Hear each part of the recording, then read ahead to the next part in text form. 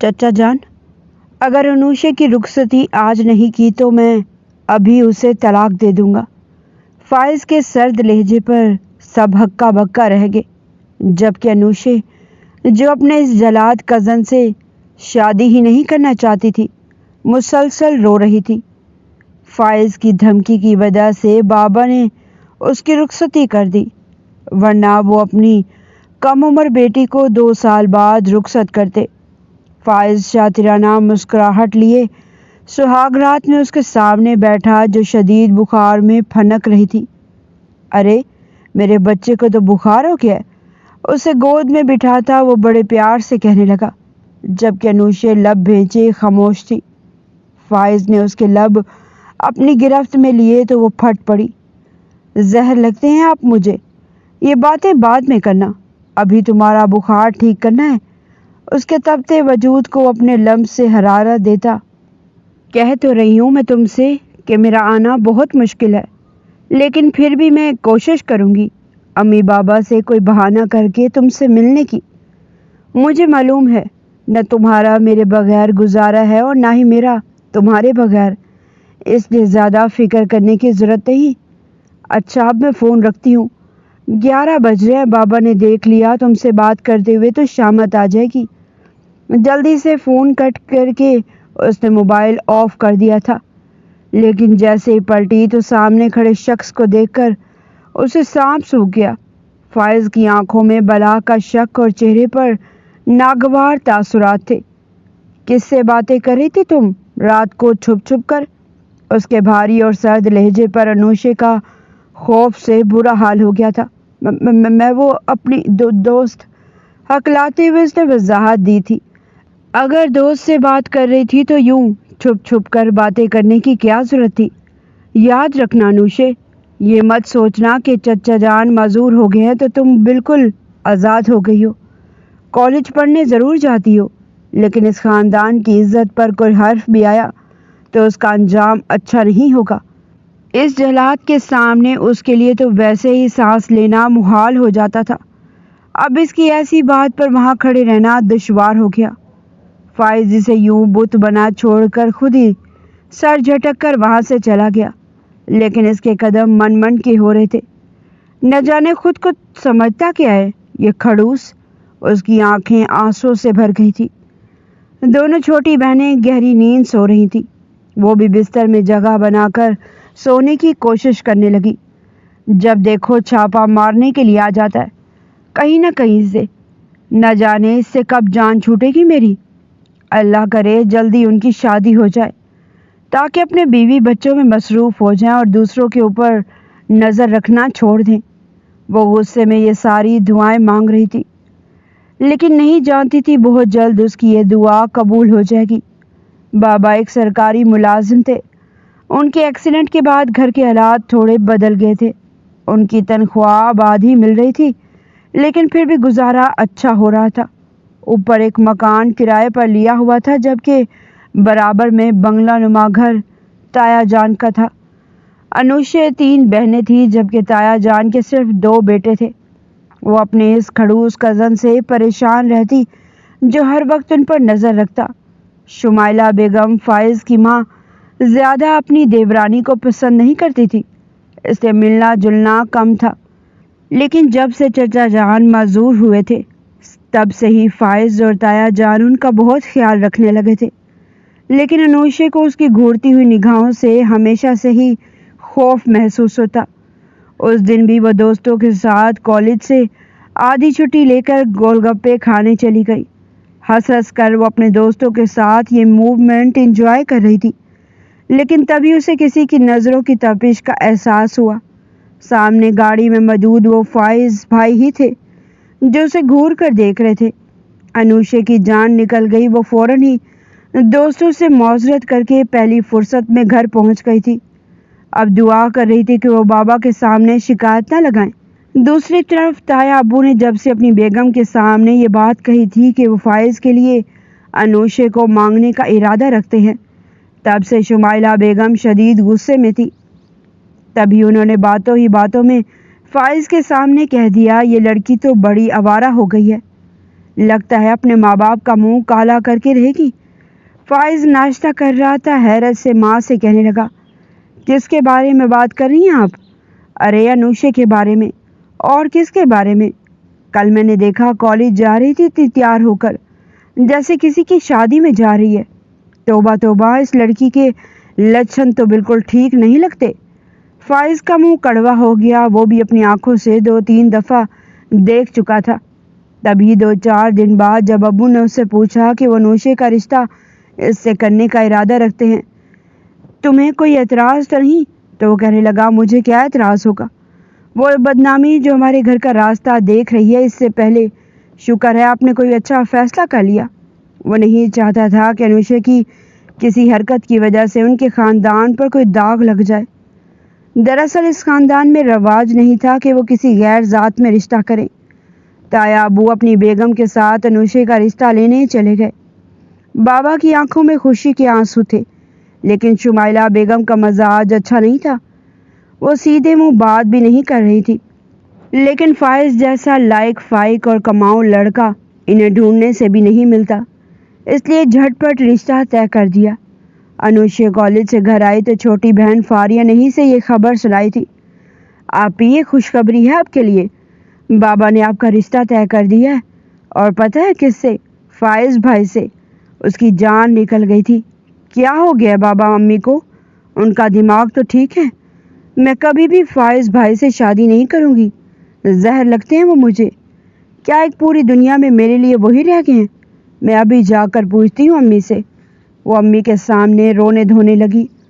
انہوں نے اسے خاموش کروا دیا، ہوش کے ناخن لو کچھ، باپ تمہارا معذور ہو گیا ہے، سر پہ کوئی بڑا بھائی نہیں ہے، ایسے میں تمہیں خوش ہونا چاہیے کہ شادی ہو کر نزدیک ہی چلی جاؤ گی، کم از کم میں تمہاری خیر خیریت تو جان سکوں گی، اگر کہیں دور چلی گئی تو کیسے ملنے آؤ گی اپنے ماں باپ سے؟ امی اسے سمجھا رہی تھی، لیکن وہ مسلسل روئے جا رہی تھی۔ آپ بھلے کسی سے بھی میری شادی کر دیں، لیکن فائز بھائی سے نہیں۔ امی کو اس کے انکار کی وجہ سمجھ نہیں آ رہی تھی، اس لیے اسے گھورتے ہوئے کہنے لگی، ہم کون سا تمہاری ابھی رخصتی کریں گے؟ رخصتی 2 سال بعد ہوگی، ابھی صرف منگنی ہوگی یا پھر نکاح۔ وہ اس انسان کو کبھی بھی اپنی زندگی میں برداشت نہیں کر سکتی تھی۔ فائز کی آنکھوں میں اسے ہمیشہ اپنے لیے نفرت اور غصہ محسوس ہوا تھا۔ وہ اسی شک بھری نظروں سے دیکھتا، اس کی معصومیت اور سادگی کو وہ بہت غلط انداز میں لیتا تھا۔ ایسے میں اس شخص کے ساتھ زندگی گزارنا انوشے کے لیے بہت مشکل تھا، لیکن یہاں پر اس کی بات سننے والا کوئی بھی نہیں تھا۔ گھر میں ان کے رشتے کی بات چل رہی تھی اور کالج میں بہت اہم ٹیسٹ ہو رہے تھے۔ پھر اس دن بھی اسے دیر ہو گئی تو اس کی دوست حیا اسے کہنے لگی، میرا کزن آیا ہے گاڑی میں مجھے لینے، تمہارا گھر راستے میں ہے، میں تمہیں بھی ڈراپ کر دوں گی۔ وہ سوچ میں پڑ گئی، 3 بجنے والے تھے، امی بھی پریشان ہو رہی ہوں گی۔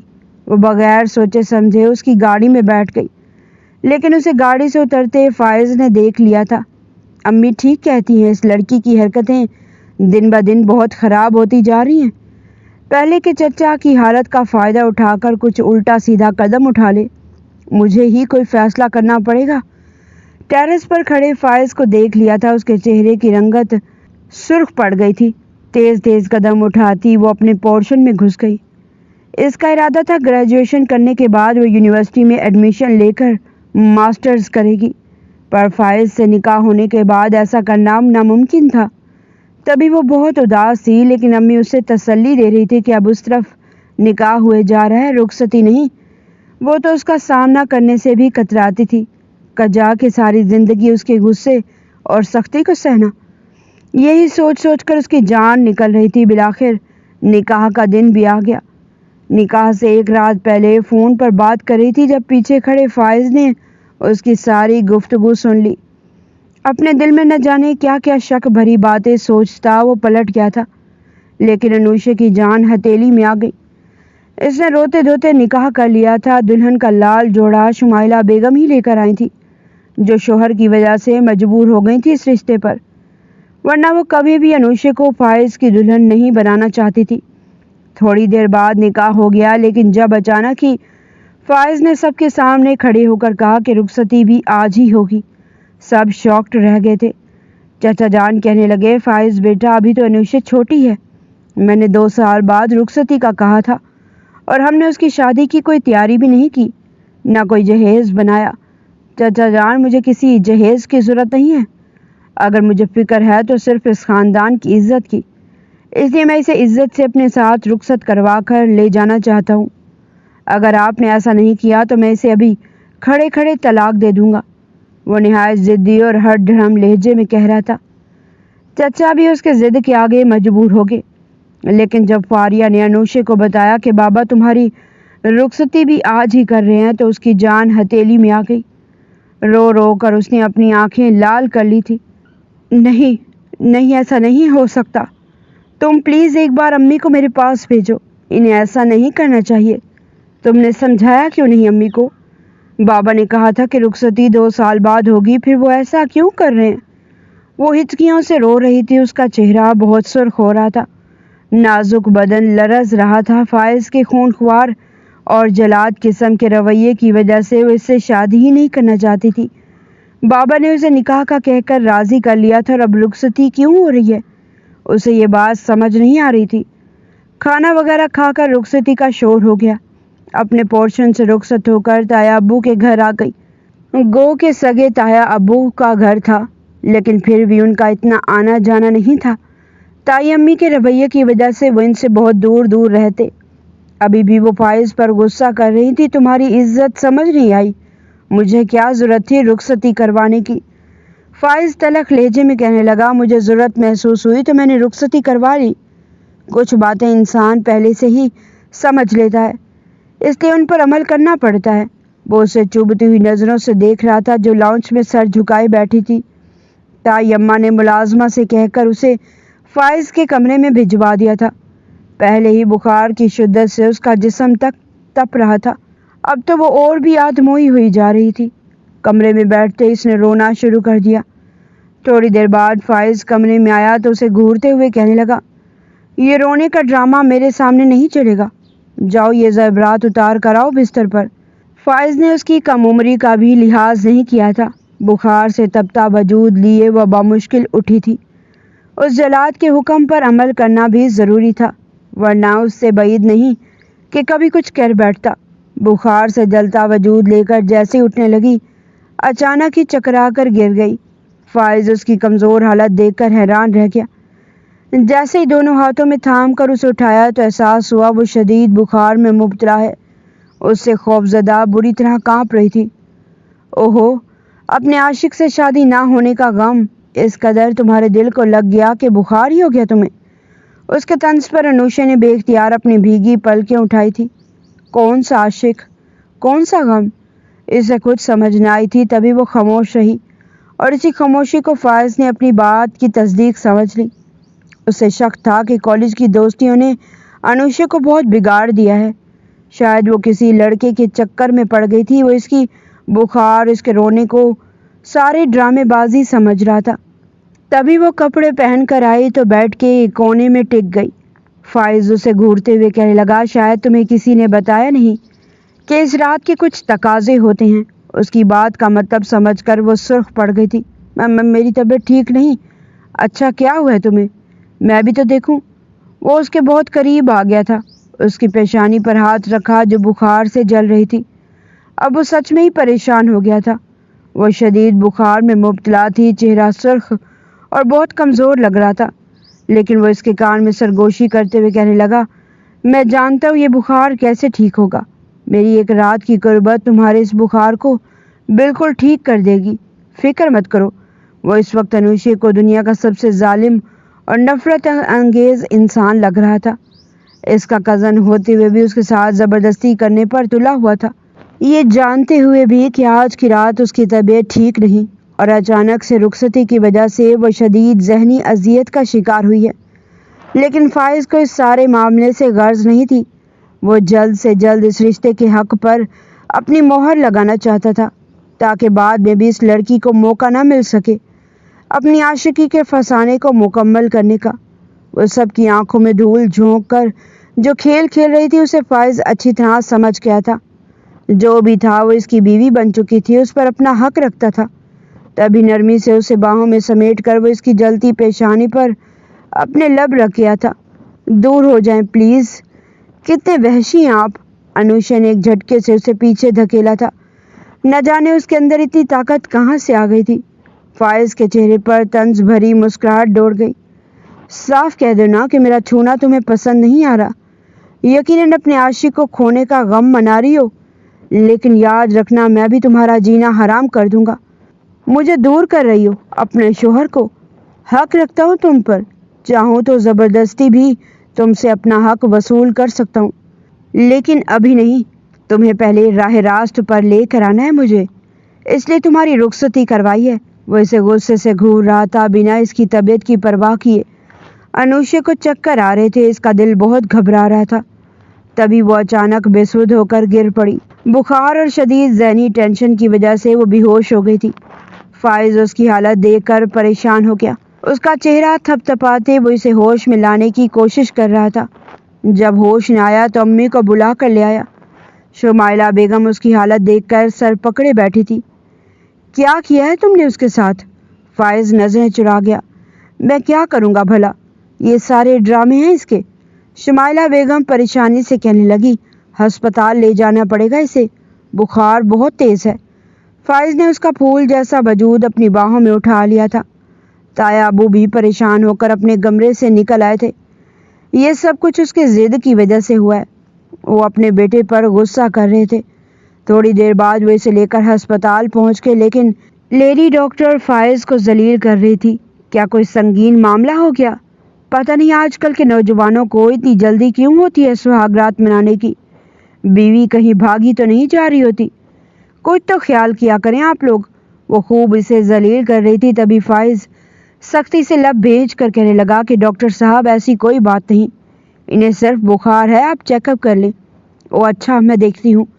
بخار واقعی میں بہت تیز تھا، لیکن 2-3 گھنٹوں بعد اس کا بخار ہلکا ہو گیا تھا اور انوشا کو ہوش بھی آ گیا۔ ڈاکٹر نے چھٹی دی تو اسے لے کر گھر آ گیا۔ وہ نیم بے ہوشی کی کیفیت میں تھی، دوائی کے زیر اثر۔ ایک تو ہاسپٹل میں ڈاکٹر نے اسے ذلیل کیا اور پھر بابا نے۔ اس کا موڈ سخت خراب ہو گیا تھا۔ وہ اس دل میں سوچنے لگا کہ اسے بھی کیا پڑی تھی خاندان کی عزت کے بارے میں سوچنے کی۔ یہ لڑکی رنگ رلیاں مناتی رہتی، وہ آنکھیں بند کر کے اسے دیکھتا رہتا۔ کل کو اگر اپنے عاشق کے ساتھ بھاگ جاتی تو سب سر پکڑ کر بیٹھے ہوتے۔ وہ تلخی سے سوچ رہا تھا، اچانک ہی سوئی ہوئی انوشا کے دل میں اس کے لیے نفرت بیدار ہوئی تھی۔ یہ سب ڈرامہ ہے اس کا، بیماری کا۔ وہ اچانک ہی اس کے قریب ہوا اور پھر کسی خیال کے تحت رک گیا۔ تائیمہ میں گھر چلی جاؤں؟ فائز کے آفس کے جانے کے بعد ان سے اجازت مانگ رہی تھی تو شمائلہ بیگم فوراً کہنے لگی، نہیں، میں تمہیں اجازت نہیں دے سکتی۔ تمہیں پتہ ہے نا فائز کے غصے کا، تم مجھ سے پوچھ کر چلی جانا۔ ان کی بات پر وہ دل محسوس کے رہ گئی۔ فائز آفس سے گھر آیا تو نظر سیدھی انوشا پر پڑی، جو نظر جھکائے بیٹھی تھی۔ سادہ سے مہرون سوٹ میں ملبوس وہ دنیا جہاں سے ناراض لگ رہی تھی۔ ایک بار بھی نظر اٹھا کر غلطی سے اس کی طرف نہیں دیکھا۔ یہی بات اسے غصہ دلا گئی۔ انوشا کی ناپسندیدگی اس کی نظروں سے صاف ظاہر ہوتی۔ تبھی وہ غصے سے اسے کہنے لگا، تمہارا تو سوگ ہی ختم نہیں ہو رہا، نہ جانے کیا غم لگ گیا ہے۔ مجھ سے شادی ہونے کے بعد جاؤ، میرے لیے چائے بنا کر لاؤ، میں کمرے میں تمہارا انتظار کر رہا ہوں۔ اسے حکم دے کر وہ کمرے میں چلا گیا تھا، جبکہ شمائلہ بیگم کے لبوں پر مسکراہٹ دوڑ گئی۔ وہ سمجھ گئی تھی کہ یہ شادی زیادہ دن نہیں چلنے والی۔ بہت شوق تھا انہیں بھی اپنی بھتیجی کو لانے کا، اور بھتیجی کے نخرے ختم نہیں ہو رہے۔ وہ دل ہی دل میں سوچ رہی تھی۔ انوشا غصے میں اٹھ کر کچن میں آ گئی۔ ایسی بات نہیں تھی کہ وہ پھوہڑ اور بد سلیقہ لڑکی تھی، پر شادی جس طرح ایمرجنسی میں ہوئی تھی، اس کی وجہ سے وہ ذہنی تکلیف میں مبتلا تھی۔ چائے بنا کر وہ کمرے میں لے آئی۔ جیسے ہی کپ رکھ کر باہر جانے لگی، فائز نے اسے آواز دے کر روک لیا تھا، یہاں آ کر بیٹھو میرے سامنے۔ اس کے حکم پر وہ لب بھیج کر رہ گئی تھی۔ اف، کتنا مشکل ہے ایک ناپسندیدہ شخص کو برداشت کرنا۔ وہ لب بھیج کر اس کے سامنے بیٹھ کے ایک کونے پر بیٹھ گئی اور اپنی نظریں فرش پر جما دی۔ فائز نے چائے کا کپ سائڈ ٹیبل پر رکھا اور آہستہ سے سرک کر اس کے بالکل قریب ہو گیا۔ اس کی مردانہ خوشبو انوشا کے حواس پر چھانے لگی تو اس کے دل کی دھڑکن تیز ہو گئی۔ فائز نے اس کے نخروں کو نظر انداز کرتے ہوئے اپنا مضبوط ہاتھ اس کی نازک تھوڑی پر رکھا اور چہرہ اوپر اٹھایا تاکہ وہ اس کی خوبصورت آنکھوں میں دیکھ سکے۔ انوشا نے مزاحمت کرتے ہوئے اپنی نظریں چرانے کی کوشش کی اور اپنا چہرہ دوسری طرف موڑنا چاہا، لیکن فائز کی گرفت نرم مگر مضبوط تھی۔ فائز نے اس کے چہرے کے قریب جھکتے ہوئے دھیمی اور گہری آواز میں کہا، کب تک یوں مجھ سے نظریں چراؤ گی انوشے؟ اب تم میری بیوی ہو اور مجھے اپنی خوبصورت بیوی پر پورا حق حاصل ہے۔ انوشا نے غصے اور شرم کے ملے جلے جذبات سے اپنے مخملی آواز میں کہا، مجھے ہاتھ مت لگائیں، مجھے آپ سے کوئی بات نہیں کرنی۔ لیکن فائز کے چہرے پر ایک دلکش مسکراہٹ ابھر آئی۔ اس نے انوشا کے مہرون دوپٹے کو اس کے کندھے سے سرکایا اور اس کی گوری رنگت پر اپنی انگلیاں پھیرنے لگا، جس سے انوشا کے پورے بدن میں ایک سنسنی سی دوڑ گئی۔ اس سے پیچھے ہٹنے کی کوشش کی تو فائز نے اس کی کمر میں اپنا ہاتھ ڈال کر اسے اپنی طرف کھینچا اور اسے اپنے سینے سے لگا لیا۔ انوشا نے اس کے سینے پر اپنے نازک سفید ہاتھ رکھ کر اسے خود سے دور دھکیلنا چاہا اور غصے سے کہنے لگی، چھوڑے مجھے، آپ بہت برے ہیں، مجھے بالکل اچھے نہیں لگتے۔ فائز نے اس کی اس معصومانہ ضد پر ایک گہرا سانس لیا اور اس کے کان کے پاس جھک کر اپنی گرم سانس سے اس کی گردن پر چھوڑتے ہوئے بولا، تمہارے یہ نخرے اور یہ ناراضگی مجھے اور بھی پاگل کر رہی ہے، اب تمہیں خود سے دور نہیں جانے دوں گا۔ اس نے انوشا کے چہرے پر بکھری زلفوں کو اپنی انگلیوں سے پیچھے کیا اور اس کے گلابی لبوں پر اپنی نظریں جما دی۔ انوشا کا دل زور زور سے دھڑک رہا تھا۔ وہ فائز کی محبت اور اس کے لمس کے سامنے خود کو بے بس محسوس کرنے لگی تھی۔ فائز نے اس کی آنکھوں میں جھانکتے ہوئے اس کے ماتھے پر محبت بھرا لمس چھوڑا اور پھر دھیرے دھیرے اس کے لبوں کی طرف بڑھا تاکہ اپنی شریک حیات سے محبت کا وہ پورا حق وصول کر سکے جس کا وہ کب سے منتظر تھا، اور انوشا چاہ کر بھی اب اس کی باہوں کے حصار سے نکل نہیں پا رہے تھے۔ فائز نے جیسے اس کے لبوں پر اپنا حق جتانا چاہا، انوشا نے گھبرا کر اپنے دونوں ہاتھ اس کے سینے پر رکھے اور پوری طاقت سے اسے پیچھے دھکیلنے کی کوشش کی۔ اس کی آنکھوں میں ہلکے سے آنسو تیرنے لگے اور وہ اپنے نخرے اور غصے کے ساتھ پیچھے ہٹتے ہوئے بولی، دور رہیں مجھ سے فائز، میں نے کہا نا مجھے ہاتھ مت لگائیں۔ لیکن فائز اب اس کی کسی بات کو سننے کے موڈ میں نہیں تھا۔ اس نے انوشا کی اس کمزور سی مزاحمت کو ایک ہی جھٹکے میں ختم کیا اور اس کی دونوں کلائیاں پکڑ کر انہیں بیڈ پر ٹکاتے ہوئے اس کے وجود پر جھک گیا۔ انوشا نے اپنا چہرہ دائیں بائیں موڑ کر خود کو چھڑانے کی ہر ممکن کوشش کی، لیکن فائز کے لمس کی تپش اور اس کی مضبوط گرفت کے سامنے اس کی ایک نہ چلی۔ فائز نے اس کے کان کے پاس جھک کر مدہوش کن لہجے میں سرگوشی کی کہ تم جتنا تڑپو گی مجھے اتنا ہی پیار آئے گا انوشا، اب تم میری ہو اور میں اپنا حق لے کر رہوں گا۔ انوشا نے روٹھے ہوئے انداز میں اپنے پیروں کو چلانا چاہا اور نخرے سے منہ بسورا، لیکن فائز نے محبت اور شدت کے حسین امتزاج کے ساتھ اس کے لبوں کے حصار کو توڑ دیا اور اس کی تمام تر معصومانہ مزاحمت کو اپنی باہوں کی گرمی میں پگھلا کر رکھ دیا۔ اس رات فائز نے تمام دوریاں مٹا کر اپنی شریک حیات سے محبت کا وہ پورا حق وصول کر لیا جس کے سامنے انوشا کی ہر ضد دم توڑ گئی۔ اگلی صبح جب کمرے کی کھڑکی سے دھوپ کی پہلی کرن انوشا کے چہرے پر پڑی تو اس کی آنکھ کھلی۔ رات کا سارا منظر اس کے ذہن میں گھوم گیا تو اس کا دل بھر آیا۔ اس نے دیکھا کہ فائز اب بھی سکون سے سو رہا تھا۔ انوشا نے بستر سے اٹھ کر خود کو چادر میں سمیٹا اور بیڈ کے کونے پر بیٹھ کر سسکیاں بھرنے لگی۔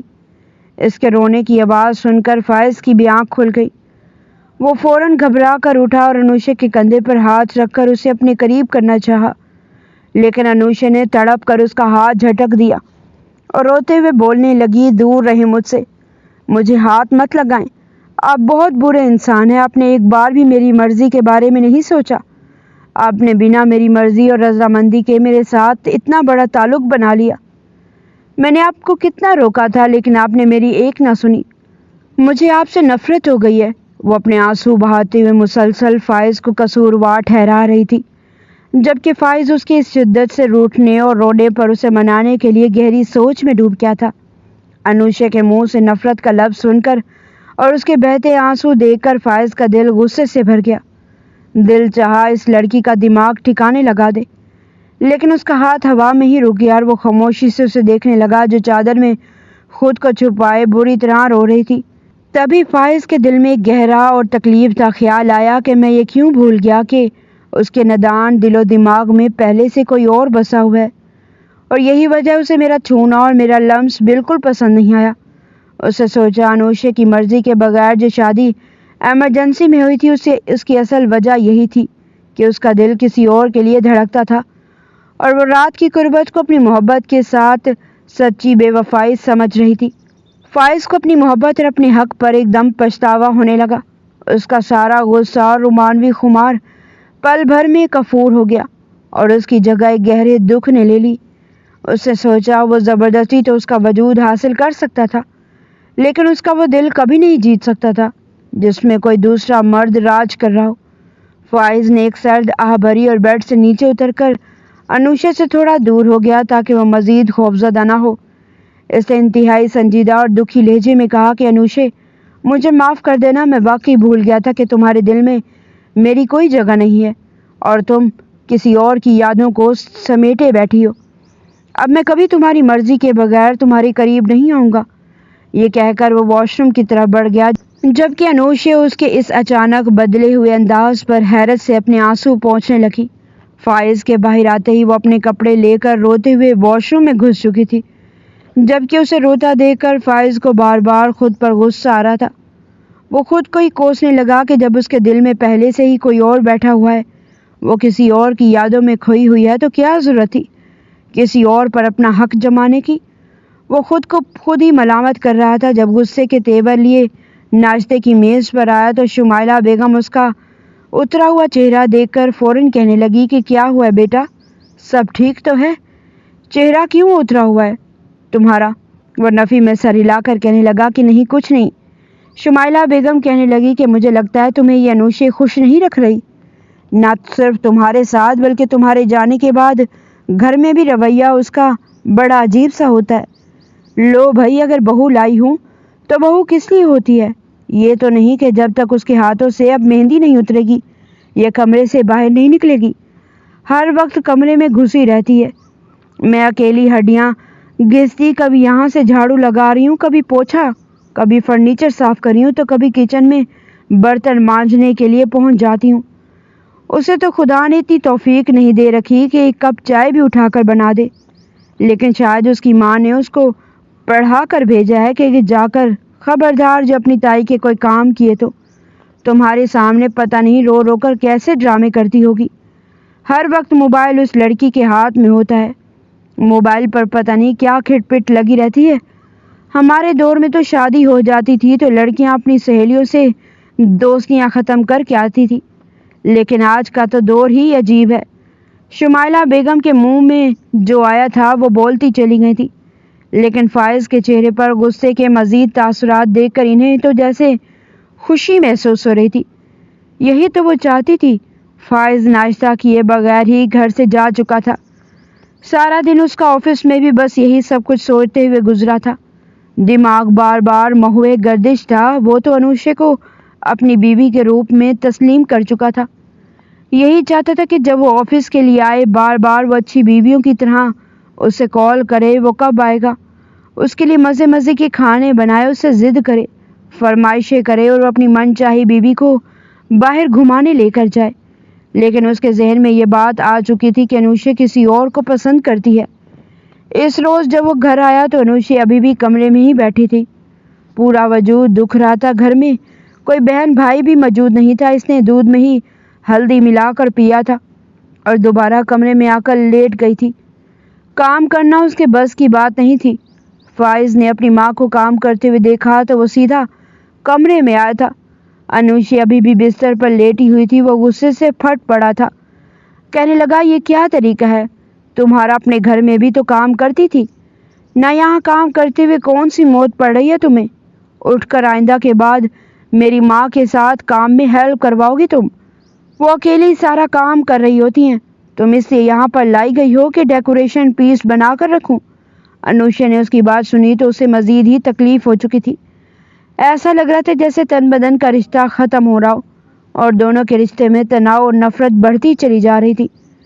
शादी को 1 महीना गुजर चुका था और उनके बीच दोबारा ना ही कोई खुलकर बात हुई थी और ना ही फाइज दोबारा उसके करीब गया था। इस रोज़ अचानक अनुषा को उसी नंबर से कॉल आई थी। चेहरे पर फौरन से रौनक आ गई। जल्दी से उसने फ़ोन कान से लगाया था और फिर मुस्कुराते हुए बात करने लगी।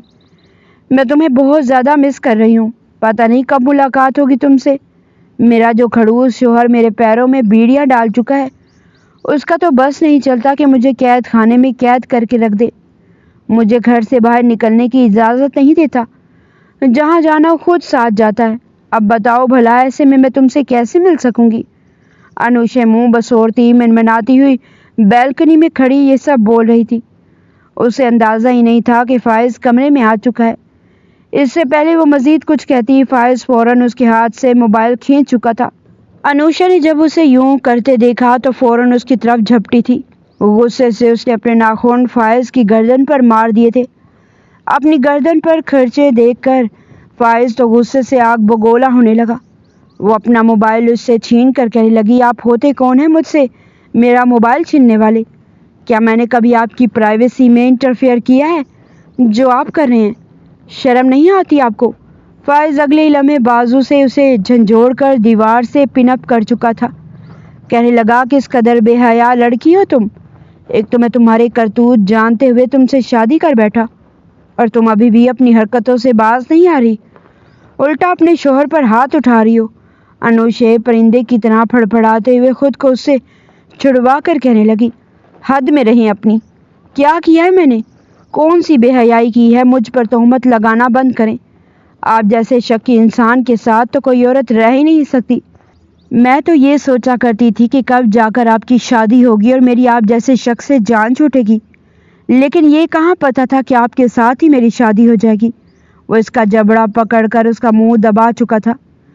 कहने लगा, शट अप, अपनी जुबान को लगाम दो। बताओ किसके साथ बात कर रही थी?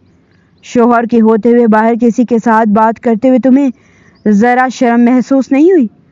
अगर मेरी जगह कोई और मर्द होता तो अब तक न जाने तुम्हारे साथ क्या कर चुका होता। मर्द तो अपनी औरत को किसी और के साथ बात करता देखकर 3 तलाक़ें एक ही सांस में दे डालते हैं। ये मेरा ही ज़र्फ है जो अभी तक तुम जैसी लड़की के साथ रह रहा हूँ। इस मर्द को तो मैं ठीक करता हूँ जो मेरी इज्जत को ख़राब करने की कोशिश में लगा है। अनुषा हैरत से अपने सामने खड़े फाइज को देख रही थी। उसके दिल में फाइज के लिए पहले से भी ज़्यादा नफरत आ चुकी थी। तभी उसने वापस उसी नंबर पर कॉल मिलाई थी और फ़ोन स्पीकर पर रखा था। दूसरी जानिब से एक नुस्वानी आवाज़ गूंजी थी, यार अनुषा, क्या हुआ?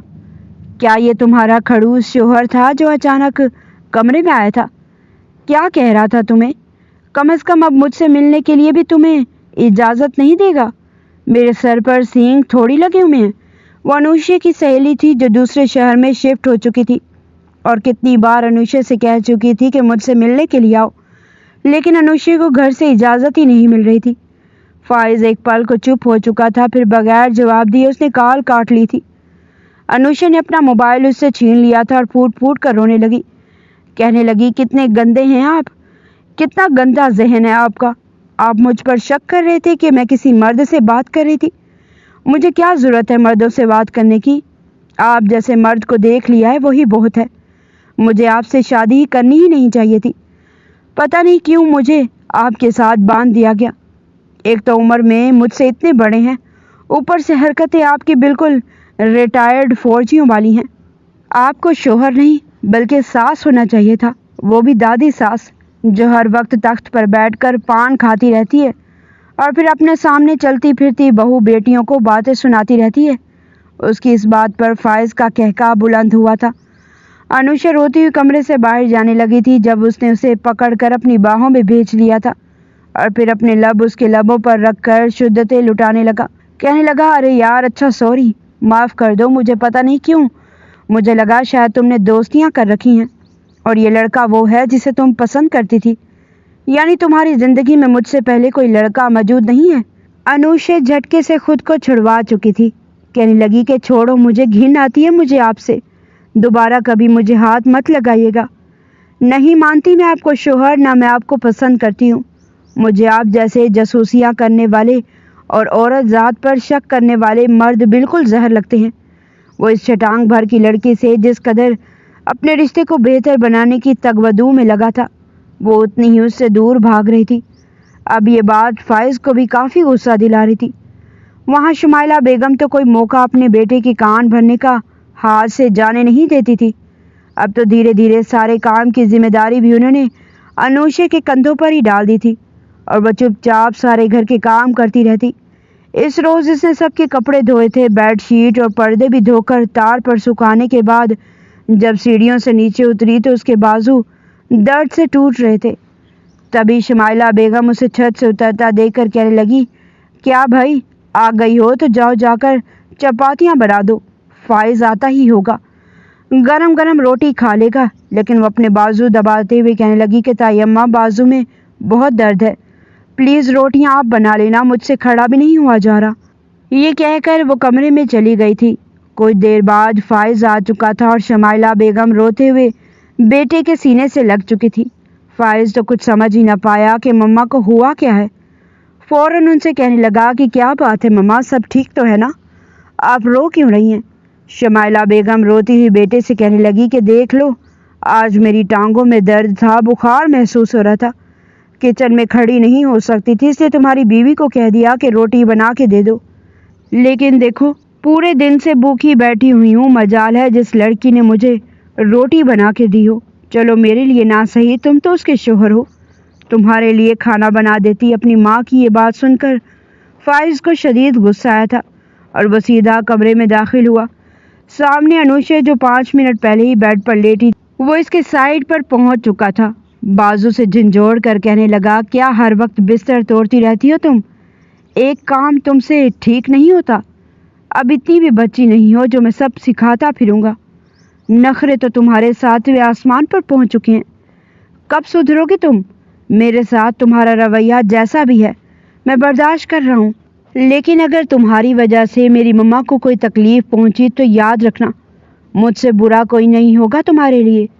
वो इसे अच्छी खासी धमकी दे गया था, जिसे सुनकर अनूशे चीख कर अपना बाजू छुड़ाने लगी। कहने लगी, मैंने क्या किया है? और जो ताई जान मुझसे कभी खुश होंगी भी या नहीं? इनके कहने पर मैं सारे काम करके आई हूँ। थोड़ी देर आकर लेट गई हूँ तो वो भी इनकी आंखों में खटक रहा है। मुझे अपनी मम्मा के पास जाना है, यहाँ रहना ही नहीं है। नौकरानी नहीं हूँ मैं, बीवी हूँ, वो बड़े हक के साथ सीना तान कर बोली थी। दुपट्टा उसका नीचे गिर चुका था और उसकी धड़कनें फाइज के सामने नुमाया हुई थी। एक पल को तो वो उसे देखता रह गया था, फिर अगले ही लम्हे में कहने लगा, बीवी हो तो फिर बीवी के हकूक भी पूरे करो। बीवी डेकोरेशन पीस बनकर रहने के लिए नहीं होती कि जहाँ कुछ कह दो तो पहले तुम्हारे दर्द शुरू हो जाते हैं, रोना शुरू हो जाता है। बीवी हो तो फिर बीवी के हकूक भी अदा करो। ये कहकर वो इस पर झपट पड़ा था, लेकिन अनूशे नफरत के साथ उसे खुद से दूर कर चुकी थी। इतने महीनों से साथ रहने के बावजूद उसके दिल में फाइज के लिए कोई मोहब्बत आ ही नहीं पाई थी। बस उसके दिमाग में यही बात घर कर चुकी थी कि फाइज इंतहाई शक्की किस्म का मर्द है, उसके साथ कोई औरत नहीं रह सकती। ये सारी ज़िंदगी मुझ पर शक करता रहेगा। कल कला को अगर वो किसी के साथ मुस्कुराकर बात भी कर लेगी तो उसका ये शक्की मजाज शोहर न जाने उस पर कैसे कैसे इल्ज़ाम लगा दे। वो इसे खुद से दूर झटकते हुए कहने लगी कि मुझे अपनी मम्मा के पास जाना है, अगर आपने मुझे ना छोड़ा तो मैं अकेली चली जाऊंगी। फाइज भी अब मज़ीद उसके नखरों का लिहाज नहीं कर सकता था। कहने लगा कि सोच समझकर अपने कदम इस घर से बाहर निकालना, अगर तुमने इस घर से बाहर कदम निकाले तो मैं तुम्हें लेने के लिए वहाँ नहीं आऊँगा, तुम मुझसे सारे रिश्ते नाते ख़त्म करके जाओगी। वो इसे बाजू से पकड़कर ये बात बोला था। वो एक झटके से खुद को छुड़वा कर कहने लगी, मेरी बला से बेशक आप दूसरी शादी कर लें, भूल जाएं कि आपकी ज़िंदगी में मेरे नाम की कोई लड़की भी थी। ये कहकर वो घर से बाहर निकल चुकी थी। ड्राइवर ने जब उसे अकेले जाते हुए देखा तो खुद उसे गाड़ी में बिठाकर उसके घर तक छोड़ आया था, जबकि फाइज का दिमाग घूम चुका था। वो सोच रहा था कि अब इस लड़की का दिमाग किसी तरह ठिकाने पर लाना है, और वो रोती धोती अपने मैके पहुंची थी और अपनी माँ के सीने से लगकर फूट फूट कर रोने लगी। कहने लगी कि मैंने कहा था ना मुझे फाइज से शादी ना करवाएं, लेकिन फिर भी ज़बरदस्ती आपने मेरी शादी फाइज से करवा दी। अब देखें क्या कुछ हो रहा है। वहाँ पर मेरे साथ बात बात पर शक करते हैं, बातें सुनाते हैं जैसे मैं बीवी नहीं बल्कि उनकी ज़र खरीद गुलाम हूँ। और ताई का रवैया भी मेरे साथ बिल्कुल अच्छा नहीं है, मुझे नौकरों से भी बदतर रखती हैं। ये देखें मेरे हाथ पर छाले। वो रोते हुए अपनी मम्मा को अपने हाथ दिखा रही थी, जिसे देखकर अनुषा की वालदा भी परेशान हो चुकी थी। उसके मजूर बाप ने जब बेटी को यूं रोते देखा तो उनके दिल को भी कुछ हुआ था। कहने लगे कि मैं अभी तक जिंदा हूँ, मरा नहीं, जो मेरी बेटी के साथ इस तरह का रवैया रखेंगे।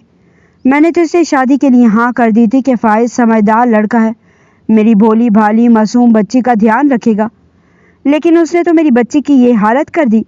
कैसे मुरझा कर रह गई है। वो अपने बाबा के सीने से लग कर रह चुकी थी और 2 की 4 लगाकर अपने बाबा को बता रही थी कि वहाँ पर मुझ पर कैसे कैसे जुल्म होते हैं। फाइज तो मुझे मारता पीटता भी है, मुझ पर हाथ उठाता है और ना जाने कितनी लड़कियों के साथ रातों को छुप कर बातें करता है। उसकी ज़िंदगी में तो मेरी कोई जगह है ही नहीं, वो तो किसी और से शादी करेगा। ये बातें उसके वालिद को मज़ीद परेशान कर गई थी। अनुषा अपने घर आकर खुशी थी, मर्जी से सोती थी, जागती थी, किचन में माँ का हाथ भी बंटवा देती थी। बस 1 हफ्ते में एक बार भी ना ही फाइज की कॉल आई थी और ना ही ताई या ताया ने उसे कॉल करके कुछ कहा था। अब अनुषा की वालदा को ये बात भी घबराने पर मजबूर करने लगी कि 2 बेटियां और भी मौजूद हैं। अगर गुस्से में फाइज ने कोई बड़ा कदम उठा लिया तो क्या होगा। ये सोच सोच कर उनकी रातों की नींद हराम हो चुकी थी। उस रात जब वो कमरे में आई तो वही बचपन वाला जहन लिए अनुषा लैपटॉप पर कोई मूवी देख रही थी। अम्मी उसके पास आकर कहने लगी, ज़रा शर्म नहीं है तुम्हें? कोई परेशानी नहीं है कि बाप के घर नाराज़ होकर बैठ गई हो? न जाने फाइज क्या फैसला करे ना करे। अगर उसने तुम्हें हमेशा हमेशा के लिए छोड़ दिया और अपनी ज़िंदगी में किसी और को शामिल कर लिया तो क्या करोगी तुम? अनुषा खामोश हो चुकी थी, फिर कहने लगी कि मुझे इन बातों से फ़र्क नहीं पड़ता, मैं तो खुद उसे कह कर आई हूँ कि दूसरी शादी कर लेना। ये सुनकर तो उसकी वालदा का दिमाग घूम चुका था। उसे गर्दन से पकड़कर झंझोड़ कर कहने लगी, होश में तो हो तुम? शोहर को दूसरी शादी की इजाज़त देकर आ गई। अगर उससे दूसरी शादी कर ली तो तुम्हें कौन पूछेगा? मुझे तो लगा था शायद अब तुम समझदार हो जाओगी, लेकिन तुम्हें अकल नहीं आएगी। ख़ानदान की लड़कियां तो वैसे ही बैठी उसकी राह देख रही हैं कि कब मौका मिले और वो फाइज पर डोरे डालना शुरू कर दें। क्या तुम बर्दाश्त कर लोगी कि तुम्हारा शोहर किसी दूसरी औरत के इश्क में मुब्तला हो जाए? शराकत बर्दाश्त कर लोगी उसकी?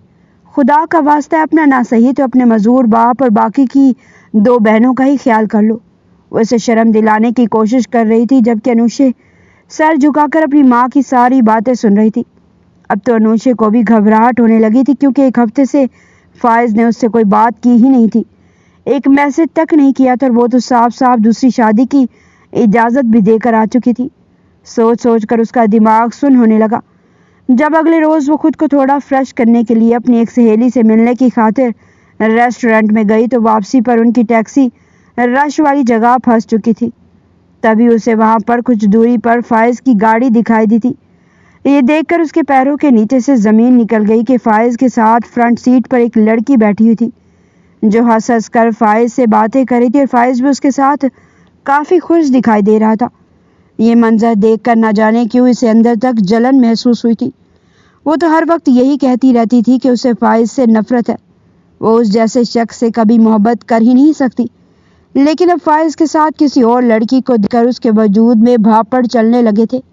वो कोयलों पर लूट पूट हो रही थी। उसने टैक्सी वाले को उनका पीछा करने को कहा, लेकिन तब तक उनकी कार नज़रों से ओझल हो चुकी थी। घर आकर रोती पीटती अपनी माँ से कहने लगी कि मैंने फाइज को आज किसी लड़की के साथ देखा है, पता नहीं कौन थी, वो इसके साथ फ्रंट सीट पर बैठी थी। उसे रोता देखकर उसकी माँ कहने लगी, अब आई हो ना अपने शोहर के पास, जाओ जाकर अपना घर बसाओ, लेकिन तुम्हें तो यहाँ बैठना है, शोहर से बिला वजह नाराज़गी दिखानी है। अब चैन आया है तुम्हें? इन्हीं कदमों से वापस चली जाओ, इसी में भाई है तुम्हारी। अगर तुम्हें लगता है कि तलाक लेकर तुम यहाँ आकर बैठ जाओगी और हम तुम्हें पहले वाली इज्जत देंगे तो ये भूल है तुम्हारी। तुम्हारा घर अब वही है जहाँ पर तुम्हारा शोहर रहता है। अपनी माँ की बातें सुनकर वो चुप सी हो चुकी थी। इसी शाम फाइज इत्तेफाक से खुद ही चचा की तबीयत का पूछने आ चुका था। फाइज को देखकर इसके चेहरे पर बेसाख्ता एक मुस्कुराहट सी आई थी, लेकिन अंदर ही अंदर उसे ये बात बुरी भी लग रही थी कि वो लड़की कौन थी जिसके साथ वो बैठा हुआ था। وہ اس کے کہے بغیر ہی اپنا سامان پیک کر کے اس کے ساتھ چل پڑی تھی۔ فائز یہ دیکھ کر ہلکا سا مسکرایا تھا۔ گاڑی میں بیٹھتے ہوئے اسے دیکھنے لگے، پھر کہنے لگی کہ آج کس لڑکی کے ساتھ آپ گھوم پھر رہے تھے؟ کہاں تک بات پہنچی؟ اس کے ساتھ شادی کب تک کر رہی ہیں؟ اس سے فائز چپ چاپ اس کی باتیں سن رہا تھا۔ پھر کہنے لگا تمہیں اس سے کیا مطلب؟ یہ میرا پرسنل میٹر ہے، میں شادی کروں یا ڈائریکٹ ہنی مون پر چلا جاؤں؟ تم تو مجھے اجازت دے کر جا چکی ہو نا، تم میرے ساتھ اپنا گھر بسانا ہی نہیں چاہتی تو یہ سوال کرنے کا بھی حق نہیں رکھتی۔ وہ ایک دم سے ہی غصے سے منہ دوسری طرف کر چکی تھی۔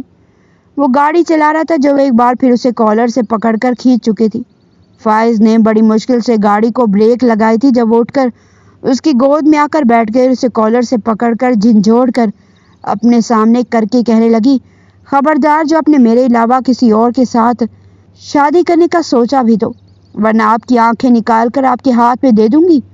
آپ کے وجود پر، آپ کے انگ انگ پر صرف اور صرف میرا حق ہے، اور میرے علاوہ اگر کسی نے اس پر حق جمانے کی کوشش کی تو اس کو تو میں ٹھکانے لگاؤں گی ہی، لیکن ساتھ میں نے آپ کا بھی حشر نشر کر کے رکھ دینا ہے۔ وہ غصے سے چلا کر بولی تھی اور فائز تو اس کے انداز پر گویا مر مٹا تھا، لیکن اپنے جذبات پر قابو پا کر کہنے لگا کہ اچھا، لیکن تم تو مجھ سے نفرت کرتی ہو نا، پھر یہ سب کچھ کیا ہے؟ وہ اسے گھور کر کہنے لگی کہ ہاں کرتی ہوں نفرت، آپ بھی تو مجھ پر شک کرتے ہیں، آپ کو لگتا ہے یہاں پر میں انتہائی کوئی بغیرت قسم کی 3rd کلاس لڑکی ہوں جسے نہ جانے کتنے لڑکوں کے ساتھ چکر چلا رکھے ہیں۔ آپ کی یہ شک بھری نظریں مجھے آپ سے نفرت کرنے پر مجبور کر چکی تھی۔